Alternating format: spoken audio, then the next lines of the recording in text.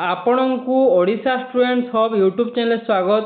आज आम Odia pedagogy important question practice करवा जोटा कि OTET JT SSB TGT arts एवं ओडिया एवं अन्यान्य ओडिशार टीचिंग एग्जाम बहुत हेल्पफुल हम। एक क्वेश्चन पूर्व वर्ष जेटी रे पड़ीला एवं ओटीटी रे पड़ुछि। तेबे चलंतु एक क्वेश्चन प्रैक्टिस करवा। आज प्रथम प्रश्न अछि केउटी सृजन शक्ति विकास प्रतिबंधक एमध्य कौटा सृजन शक्ति विकास रे बाधा दे थाए। तो ऑप्शन कौन अच्छी देखा। ऑप्शन अच्छी अनुकरण करने स्वाधीनता उपरे हस्तक्षेप करने अनुवाद करने अनुसरण करने एमध्य सठिक उत्तर कौन हम ना अनुकरण करने यहाँ प्रतिबंधक नुहे पॉजिटिव अच्छी तेणु यहाँ आंसर हेनी। अनुवाद करने यहाँ अनुवाद यहाँ बाधा दिएनि अनुसरण यहाँ बाधा किंतु स्वाधीनता पर हस्तक्षेप करने यहाँ आमर सृजन शक्ति को बाधा दे थाए। तेणु ऑप्शन बी हे यार सठिक उत्तर। तेणु ऑप्शन बी स्वाधीनता उपर हस्तक्षेप करने तेणु बी हे यार सठिक उत्तर। परवर्ती प्रश्न को जीवा। परवर्ती प्रश्न अच्छी केउटी भाषार तर्कमूलक भाषा माने कौटा एमध्य तर्कमूलक भाषा। ऑप्शन अच्छी पुराण वाक्य व्याकरण छंद कौन हम एमध्य सठिक उत्तर कौन हम। देख तर्कमूलक भाषा कौटा पुराण हेबनी वाक्य हेबनी छंद मध्य हेबनी यार सठिक उत्तर हम ऑप्शन सी व्याकरण हम। तेणु व्याकरण गोटे तर्कमूलक भाषा तेणु ऑप्शन सी हम यार सठिक उत्तर। नेक्स्ट क्वेश्चन अच्छी कौन देखा। परवर्ती प्रश्न अच्छी व्याकरण शिक्षादान केतोटी पद्धति अवलंबन करा जाय थाए। आमर जो व्याकरण पढ़ा जाए से केतोटी पद्धति अवलंबन करा जाउछि। ऑप्शन देखा। ऑप्शन अच्छी 6 5 4 3 कौन हम यार सठिक उत्तर। ऑप्शन 3 डी रे जो 3 अच्छी हेबनी ए रे अच्छी 6 हेबनी बी रे 5 हेबनी तेणु ऑप्शन कौन हम ऑप्शन सी जोटा 4 टी तेणु ऑप्शन 4 हम यार सठिक उत्तर। ऑप्शन 4 हम यार सठिक उत्तर। तेणु 4टी पद्धति अच्छी व्याकरण शिक्षादान 4टी पद्धति अवलंबन करा जाए तेणु ऑप्शन सी यार सठिक उत्तर। परवर्ती प्रश्न को जीवा। परवर्ती प्रश्न अच्छी छंद अलंकार रचना शैली व्याकरण प्रयोग केउ साहित्य शिक्षादान माध्यम होता है कौटी होता है। छंद अलंकार रचना शैली व्याकरण प्रयोग कौटी होता है गद्य रही था कि कविता रही था कि उपन्यास रही था ना गल्प रही था यार सठिक उत्तर कौन हम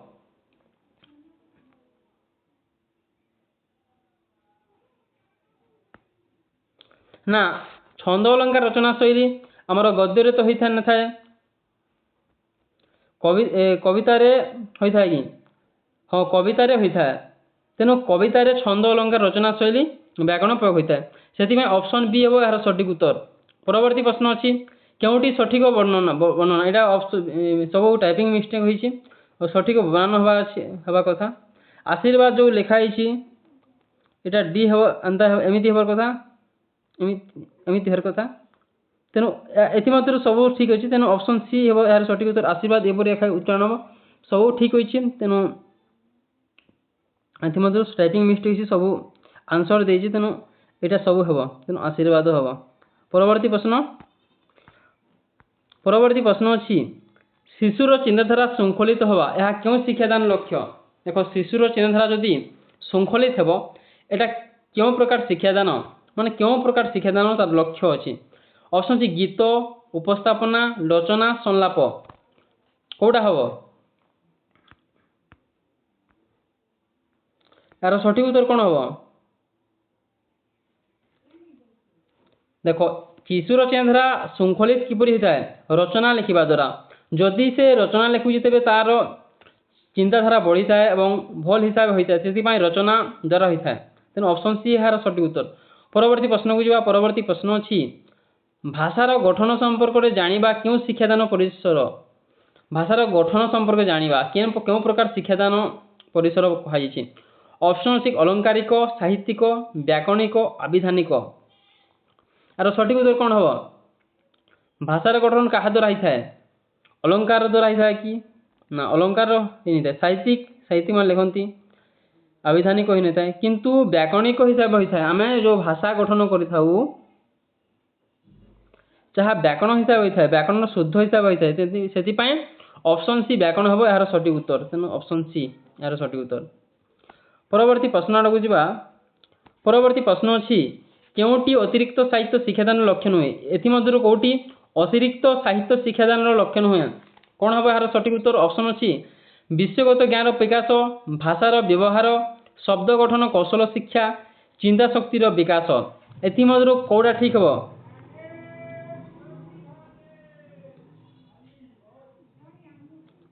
देख आम अतिरिक्त साहित्य शिक्षादान एमध्य कौटा लक्ष्य नुहे कौटा लक्ष्य नुहे अतिरिक्त साहित्य शिक्षादान देख विषयगत ज्ञान विकास यहाँ विषयगत ज्ञान लक्ष्य अटे भाषार व्यवहार होता है अतिरिक्त साहित्य चिंता शक्ति विकास होता है किंतु शब्द गठन अतिरिक्त साहित्य आसबनी तेणु ऑप्शन सी हम यार सठिक उत्तर तेणु शब्द गठन कौशल शिक्षा अतिरिक्त साहित्य शिक्षादान लक्ष्य नुहे ऑप्शन सी हम राइट आंसर। परवर्ती प्रश्न को जीवा परवर्ती प्रश्न अच्छी केउटी कथन दक्षतार प्रविधि नुहे केउटी कथन दक्षतार प्रविधि नुहे ऑप्शन साक्षात्कार सर्वेक्षण करवा सूचना देवा आत्मपरीक्षा करवा एमध्य कौटा कथन दक्षतार प्रविधि नुहे कहुई कौटा हम देखु देख साक्षात्कार द्वारा आम कौन होता है यार कथन दक्षा होता है साक्षात्कार सूचना देवा आम किसी लोक निज सूचना दे कथन मध्यम यहाँ ठीक आत्मपरीक्षा निज आत्मपरीक्षा यहाँ हम किंतु सर्वेक्षण हो न था सर्वेक्षण हो न था तेणु सर्वेक्षण हम राइट आंसर ऑप्शन बी हम यार राइट आंसर देख ऑप्शन बी हम यार राइट आंसर ना सर्वेक्षण द्वारा कथन दक्षता प्रविधि हो न था तेणु ऑप्शन बी हम यार सठिक उत्तर सर्वेक्षण करवा। परवर्ती प्रश्न भाषा शिक्षादान समय क्या लिखती माने भाषा शिक्षादान क्या लिखती यार सहज प्रश्न देखु भाषा शिक्षादान कला बेले कलापटा हम सिलट कांथ धोलापटा कौटा हम ना यह भाषा शिक्षादान मैंने कौटी लिखि था सिलटे लिखि था जदि शिक्षादान देउछंती शिक्षक तेज से कलापटा आकार लिखती तेणु कलापटा हम यार सठिक उत्तर तेणु भाषा शिक्षादान समय कलापटा उपर लिखती तेणु ए हम यार सठिक उत्तर। परवर्ती प्रश्न को जीवा परवर्ती प्रश्न अच्छी 1879 मसीह किए पठन किपरि शिक्षा करा से संपर्क गवेषणा आरंभ करते 1879 मसीह किए किपरि पठन कर से संपर्क गवेषणा आरंभ करते ऑप्शन अच्छी जेन बेम्स जीन पियाजे जाभाल सापरे यार सठिक उत्तर कौन हम ना यार सठिक उत्तर हम ऑप्शन सी जाभाल तेणु जाभाल गवेषणा करते 1879 मसीह किपरि पठन करा किपरि शिक्षा करा से विषय कहते तेणु ऑप्शन सी हम यार सठिक उत्तर। परवर्ती प्रश्न को जीवा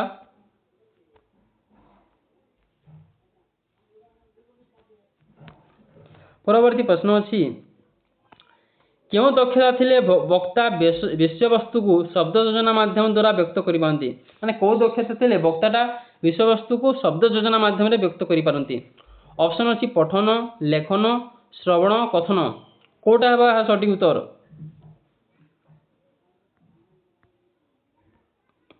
ना जदि आम देखा यार सठिक उत्तर हम ऑप्शन ए पठन माध्यम यह सठिक उत्तर पठन दक्षता थिले वक्ता विषयवस्तु को शब्द योजना माध्यम व्यक्त कर पारती तेणु ऑप्शन ए हमारा सठिक उत्तर। नेक्स्ट क्वेश्चन अच्छी भाषा आहरण क्षेत्र में केतोटी प्रमुख दक्षता रही आहरण केतोटी दक्षता मान देखो ऑप्शन डी देख 4 अच्छी 2 अच्छी 6 अच्छी 3 अच्छी एमध्य हम ऑप्शन कौटा हम ए ऑप्शन ए हम यार सठिक उत्तर ए 4टी दक्षता अच्छी LS R W जोटा कि शुणा स्पीकिंग रे कहवा रीडिंग पढ़ा W रे राइटिंग लिखा तेणु LS W 4टी दक्षता अच्छी सहज प्रश्न। परवर्ती प्रश्न को जीवा परवर्ती प्रश्न अच्छी पाठ पढ़ी न व्यक्ति तो क्यों दक्षता प्रखर थाए जो व्यक्ति पाठ पढ़ी न था तार कौ दक्षता प्रखर थाए कौन हम ऑप्शन अच्छी लेखन दक्षता पठन दक्षता लिखन पठन कथन श्रवण देख लेखन तो जन देख प्रथम जीवा लेखन जन पढ़ी व्यक्ति जान पठन पढ़ी व्यक्ति जान लिखन पठन हेनी यहाँ पढ़ी व्यक्ति जान किंतु कथन और श्रवण एटा पढ़ी न व्यक्ति कहीपर तेणु ऑप्शन डी है यार सठिक उत्तर कथन श्रवण पाठ पढ़ी व्यक्ति दक्षता प्रखर थाए ऑप्शन डी है यार सठिक उत्तर। परवर्ती प्रश्न को जावा क्यों भाषा दक्षता सबुठ पुरातन एमध्य कौटा बहुत पुरातन ऑप्शन अच्छी श्रवण लेखन पठन कथन एवं कही LSRW देख चारिटी दक्षता अच्छी सब पुरातन कौटा ना एमध्य सबुठ हम रीडिंग जोटा पठन पठन दक्षता सबुठ पुरातन दक्षता कहुच्छी तेणु यहाँ बहुत ही क्वेश्चन पठन दक्षता सबुठ पुरातन दक्षता ऑप्शन सी है यार सठिक उत्तर। परवर्ती प्रश्न को जावा परवर्ती प्रश्न अच्छी सिद्धांत क्यों दक्षतार मौलिक आधार सिद्धांत क्यों दक्षतार मौलिक आधार ऑप्शन अच्छी कहिबा शुणिबा लेखिबा पढ़िबा एथि कौ दक्षता सिद्धांत दक्षतार मौलिक आधार कहुच्छी दक्षतार मौलिक आधार यार सठिक उत्तर कौन हम देखु यार सठिक उत्तर हम ऑप्शन बी शुणिबा शुणिबा दक्षता हूँ शुणिबाटा हूँ सिद्धांत शुणिबा सिद्धांत हूँ दक्षतार मौलिक आधार सिद्धांत हूँ शुणिबा दक्षतार मौलिक सॉरी शुणिबा हम यार सठिक उत्तर। परवर्ती प्रश्न को जावा परवर्ती प्रश्न अच्छी क्यों उपादान को नहीं भाषा गठित एमध्य कौ उपादान को नहीं भाषा गठित होती ऑप्शन अच्छी देश प्रदेश अंचल ध्वनि शब्द पद वाक्य अर्थ देख यह सहज क्वेश्चन ना यह आम ध्वनि द्वारा शब्द द्वारा पद वाक्य और अर्थ द्वारा आम भाषा गठन होता है तेणु ऑप्शन डी है यार सठिक उत्तर ऑप्शन डी ध्वनि शब्द पद वाक्य अर्थ यह यार सठिक उत्तर। परवर्ती प्रश्न को जावा परवर्ती प्रश्न अच्छी क्यों भाषा आहरण कर कौ भाषा आहरण कर ऑप्शन अच्छी संयोगकारी भाषा साहित्यिक भाषा सांकेतिक भाषा मातृभाषा देख आहरण आम निजे कही था संयोगकारी भाषा हेनी साहित्यिक भाषा हेनी सांकेतिक भाषा हेनी किंतु मातृभाषा को आम आहरण करजे आहरण कर तेणु ऑप्शन डी है यार सठिक उत्तर। परवर्ती प्रश्न को जाओ परवर्ती प्रश्न अच्छी क्योंटी ज्ञानात्मक उद्देश्य परिसर भुक्त नुहे एमध्य कौटी ज्ञानात्मक उद्देश्य परिसर भुक्त नुहे यह कहुई ऑप्शन अच्छी अभिव्यक्ति तथ्य अवधारणा कल्पना कौटा हम कौटा ज्ञानात्मक उद्देश्य परिसर भुक्त नुहे यार सठिक उत्तर हम कौन हम यार सठिक उत्तर यार सठिक उत्तर हम ऑप्शन ए अभिव्यक्ति यहाँ हूँ ज्ञानात्मक उद्देश्य परिसर भुक्त नुहे अभिव्यक्ति यार सठिक उत्तर। परवर्ती प्रश्न को जावा परवर्ती प्रश्न अच्छी भाषा दक्षता कहले क्या बुझा जाए भाषार दक्षता कहले क्या बुझाए ऑप्शन श्रवण कथन पठन लिखन केवल कथन केवल पठन केवल श्रवण देख यह तो आम कही ना LSRW जोटा कि श्रवण कथन पठन लिखन तेणु ऑप्शन ए हम यार सठिक उत्तर तेणु यही सब हम भाषा दक्षता। परवर्ती प्रश्न को जावा परवर्ती प्रश्न अच्छी क्योंटी भावात्मक उद्देश्य परिसर भुक्त नुहे इतिमध्य कौटी भावात्मक उद्देश्य परिसर भुक्त नुहे एपरी प्रश्न अच्छी ऑप्शन अच्छी चिंता शक्ति अनुभूति आवेग मनोभाव कौटा हम यार सठिक उत्तर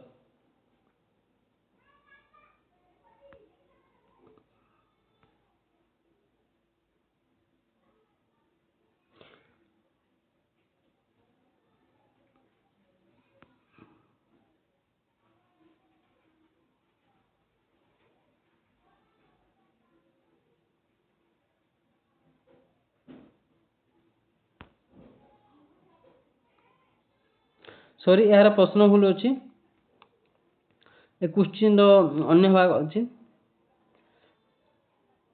इतिमध्य भावात्मक पाखे हेबा कथा ज्ञानात्मक हेबा उचित ज्ञानात्मक हे पाखे भावात्मक पाखे ज्ञानात्मक क्योंटी ज्ञानात्मक उद्देश्य परिसक्त होने चिंता शक्ति हेब अभिव्यक्ति होगा कथा तेणु अभिव्यक्ति हेब यार सठिक उत्तर हेबा तेणु टाइपिंग मिस्टेक होती ना क्योंटी चिंता ज्ञानात्मक उद्देश्य परिसर भुक्त नुहे एमती प्रश्न पड़ता तार उत्तर हम अभिव्यक्ति होगा यार सठिक उत्तर। परवर्ती प्रश्न को जावा